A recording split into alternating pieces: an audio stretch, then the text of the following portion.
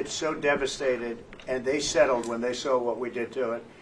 And frankly, if we didn't do that, they would have had a lot of ammunition to keep going. They wouldn't have settled.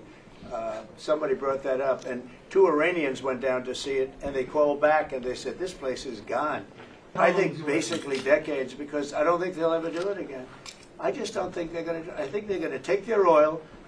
They're going to have some missiles, and they'll have some defense. I think they've had it. I mean, they just went through hell. I think they've had it. The last thing they want to do is enrich. They've been trying to do it. By the way, it's hard to enrich. And, you know, when you look at a site like that, very, very hard to build. Very, very hard. Very expensive. They spent trillions of dollars trying to do this thing, and they didn't come up with it. And we're actually getting along with them very well right now.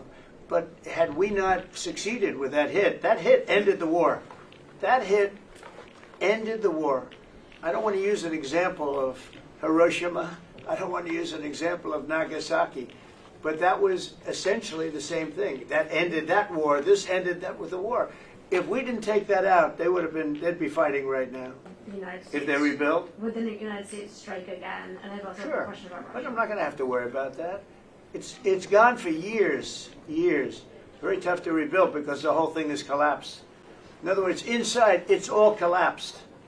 Nobody can get in to see it because it's collapsed. You can't go in to see a room that has, 10 million tons of rock in it. And the tunnels are totally collapsed. But if they rebuild? Well, they've already looked at the tunnels. This was an unbelievable hit by genius pilots and genius people in the military, and they're not being given credit for it because we have scum that's in this group, and not all of you are. You have some great reporters, but you have scum. CNN is scum.